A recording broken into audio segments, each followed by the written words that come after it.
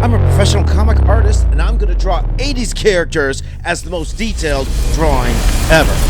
SHOCKWAVE! What is your command, Megatron? My name is James Reyes. I am the box office artist. I'm known for drawing very, very detailed drawings, and today is no exception. I'm going to be drawing one of the most requested characters, and that is a very popular 80s cartoon character from the franchise Transformers. You guys know I love Transformers. You guys know I used to work professionally on Transformers, and this is one of my favorite Transformers. It's Transformers SHOCKWAVE. This is going to be a lot of fun. I am a former professional Marvel and DC artist. I've worked on Incredible Hulk. I've worked on Wonder Woman. I worked on Fantastic Four. I worked on Star Wars. I've done all these things, and it's always fun to bring these to some of my favorite properties in the world, and a lot of them are cartoons. I know you guys love cartoons. I love cartoons, and I think on this channel going forward, I'm going to focus more on drawing some of my favorite cartoons of all time, including Transformers, and that's what we are going to do today. And again, whenever I'm at a convention,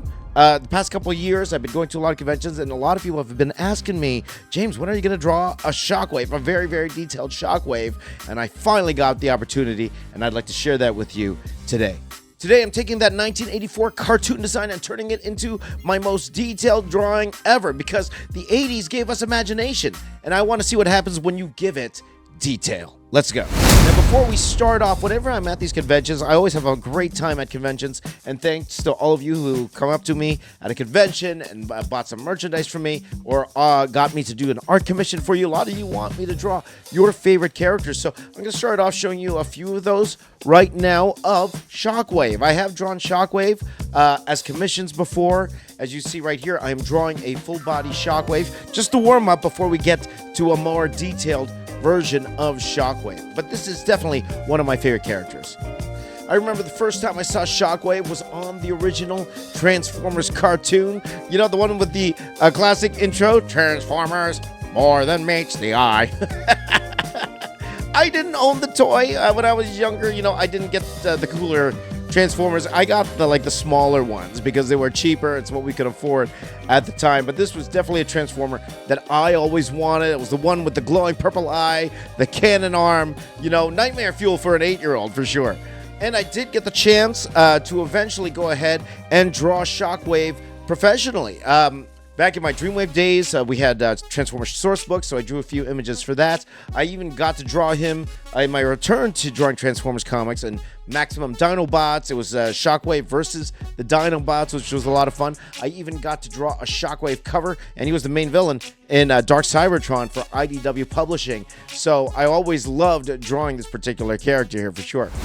So this was the final version, you know, and I did do it again. I remember I drew this particular one at Calgary Comic-Con a little bit later on. I wanted to get close up to the face because before in the cartoon, like again, simple, it was just like kind of black, right? And you see like the little yellow dot in the middle. You know, it was very, very simple, very, very simple. But I wanted to just go ahead and add a lot more detail. What would the face look like? You know, what would that head look like? So I wanted to, in this particular commission here, really focus, get as much detail as I could inside this particular drawing. But it's always fun taking 80s characters and then kind of adding my level of detail to them, because you go back to the 80s, you look back to the original cartoon, hey, look at this right now. Very simple, because it had to be. Like, these were animated, hand-drawn. You know, they had to draw these things over and over and over again. So, you know, they couldn't add all these details to them, right? Flat colors, blocky shapes. Today it's much easier to add detail because, you know, we have 3D right now, so that makes it a whole lot easier. But back then, animators were working with budget limits, insane deadlines, but simplicity. Sometimes the strongest ideas, the strongest designs come with simplicity. And I feel that SHOCKWAVE's design was iconic. It's awesome. You can draw SHOCKWAVE with just a few lines and people would still recognize him. So when I draw my versions of SHOCKWAVE, you know, adding my level of detail on top of that simplicity, it's like building a time machine out of nostalgia and ink, you know.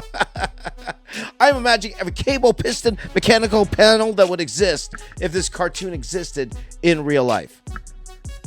So this turned into one of my favorite commissions ever, and hopefully the one who bought it was really excited for it. But why don't we go ahead and we're actually going to go ahead and draw the most detailed drawing ever version of Transformers Shockwave, and I'm just gonna go for it in this particular one. I believe this drawing took about 10 hours to do, but it was a lot of fun as well. Because Shockwave is kind of a very interesting character with a very interesting history. You see, Shockwave wasn't even made by Hasbro originally. He came from a toy called Astro Magnum, and Hasbro was like, yeah, we'll take that and make it the creepiest Decepticon ever. So, you know, I just wanted a very simple and strong pose of Shockwave here. Now, whenever I do a most detailed drawing ever, I will admit to you guys, I'm going into this fully knowing well, I'm never drawing this again. Or at least one to this level of detail. Like, I probably, if I was drawing a Shockwave comic book, I wouldn't be adding all this detail to each Shockwave because I'd never finish in time. But when I know it's just one drawing, I could just go all out and add all of this particular details in this particular drawing here, you know. This is where I love mixing the past and the present. Back in the 80s, you never see all the details like this, like shadows, tiny reflections on the metal, like all the little, we call it gack. Back when I was working in film, you know, we would build spaceships. I was working on a show called Stargate, and all the ships, they had all the stuff, like all the panels and stuff. We called it gack. So that's what I like to call it. All these little details that I don't even know what their function is. You know, I call it gack. I like to add as much as I could in this particular drawing because, again, I'm only drawing this once. But to think of the animators back then had the time and the tools, they still probably wouldn't have drawn this. You know? Because technically, this is why I love the most detailed drawing ever series, is because I'm not really redesigning these characters. I'm not. I'm just taking the base of it and, you know, zooming in on what our imagination saw when we were kids.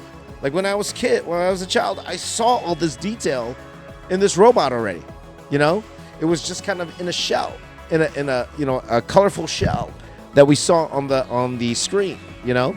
But this is what I saw, okay? And then now I get the chance to actually put what was in my brain on the page and putting that all together. This was going to be a lot of fun.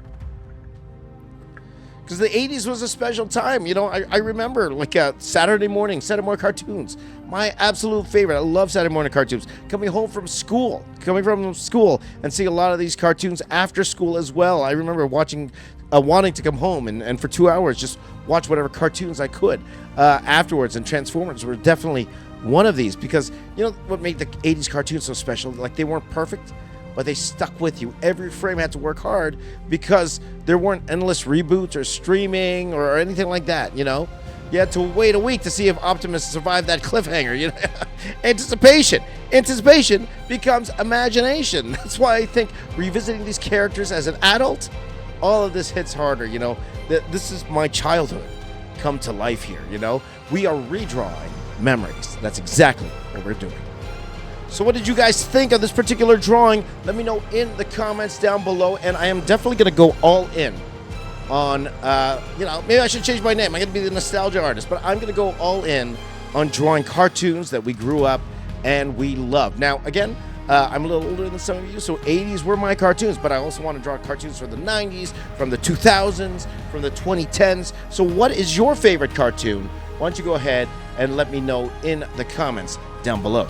I'm going to start going live again on my channel, so make sure you check that out. So make sure you hit the bell to know when I am going live. I'm going to try to go live in the mornings, a little bit more reasonable in the mornings, like early mornings, like around 9 a.m. Eastern. If I have something to do, I might do it a little bit earlier, but I would love for you to join me at those times. So make sure you hit the bell to join me and be a part of the conversation, because all of this, you know, a lot of this is sharing, you know, these characters, this nostalgia. A lot of it is sharing all this love with you guys, because a lot of you guys love the same kind of characters. A lot of you guys love the same kind of properties, and even if you don't, you love, you know, drawing. Maybe a lot of you are artists out there, and I want to help you guys as much as I possibly can. So, you know, in this AI crazy world here, you know, it's really hard to navigate what the future holds for artists like us.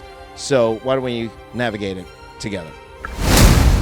And this is the black and white version of it, you know, adding all those little details in it. So I wanted to go ahead and do a simple color to it. Like, purple was a bold choice for the villain in the 80s. Like everyone else, red, silver, black, but Shockwave's purple, you know? Shockwave's purple there, and I love the purple color. There you go.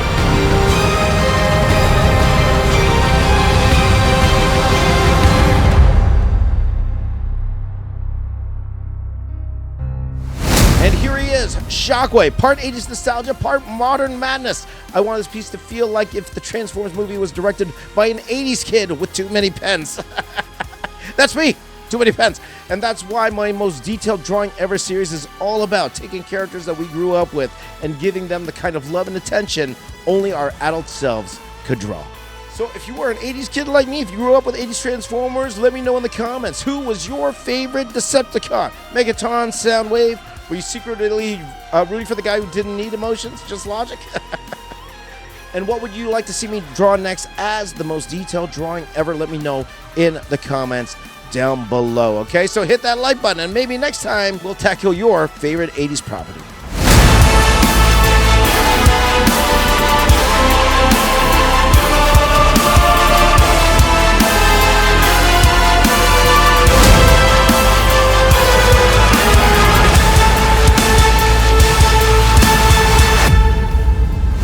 Everyone who grew up in the 80s, this one's for you. Thank you guys for watching. You guys are the best. My name is James. I am the box office artist. I'm here to say keep drawing. I'll see y'all next time. Take care.